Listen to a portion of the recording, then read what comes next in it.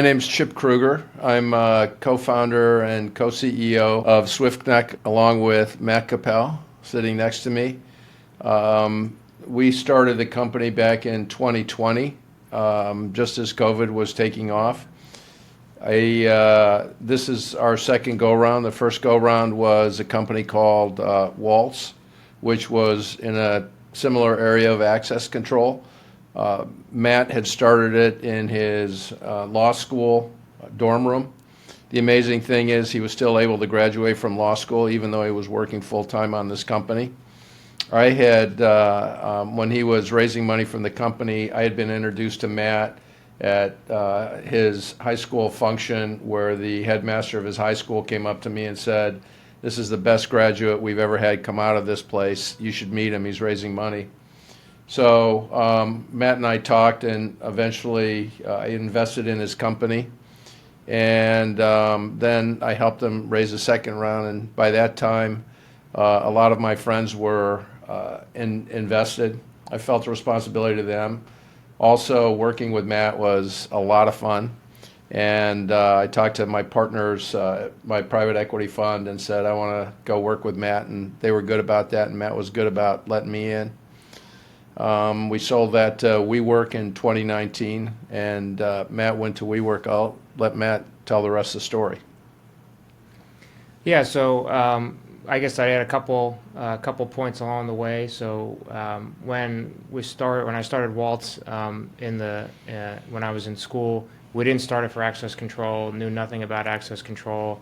Started it as a way to replace the Metro card in New York, as they were looking for a better alternative to swiping the mag stripe, and was really interested in transportation, and so got the MTA, fairly interested in that, and so we raised the money initially to build essentially a new way of getting into the turnstiles in the subway. And after we raised the first round and built the first prototype, and went back to the MTA, we realized pretty quickly that municipal contracting takes quite some time. And so we had to basically figure out another vertical or another area to use this access technology that we had built. And so I think we were pretty naive in thinking that a turnstile is a turnstile no matter where it is, whether it's in a subway or an office building. And so we said, let's go talk to some owners of real estate. We were fortunate enough to get a pretty large one to be our first customer and sign a contract with us. And after they did that, they told us that they had Linnell as their access system, and we said, "What's that?" And so we had to. We spent a few weeks trying to convince them to replace whatever Linnell was with us, and that didn't work. So we realized that we had to integrate with it. And so we ended up essentially using that as our first foray into learning about access control, learning what a access level was or what a CHUID was or things like that. We had no idea. So we integrated that in, and then over time built more integrations and sort of found ourselves with a lot of buildings that were connected to a single source, where a user could be permitted to access any of these buildings using the same credential. And it was that product that was interesting to WeWork.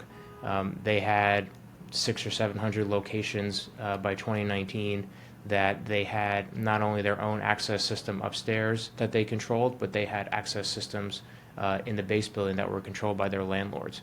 And they wanted to basically make office usage on demand.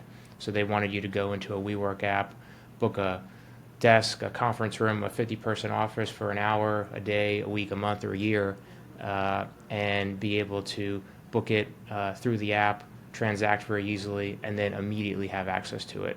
And so that required essentially what we had built. And so they acquired the company for that.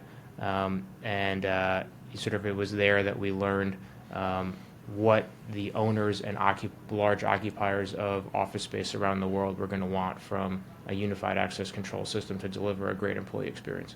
So one thing that I want to add into the story is, because I think it really was a harbinger of what we've become today, and that was at that installation, we created a cool feature which was they had destination dispatch on their elevators. And so when you went through and used your phone, typically the turnstile will show what floor or what elevator bank you're supposed to go to. Invariably, by the time you get to the elevator bank, you've forgotten which elevator it is. Once you went through, we sent to your phone what elevator it was as a reminder. And That was called the chip feature. yes, because I was the one that would always forget by the time I got there. But I think what it really demonstrated was early on, we put a lot of premium on engineering. And I think that may be one of the things that differentiates Swift from a lot of other players is we're an engineering first company.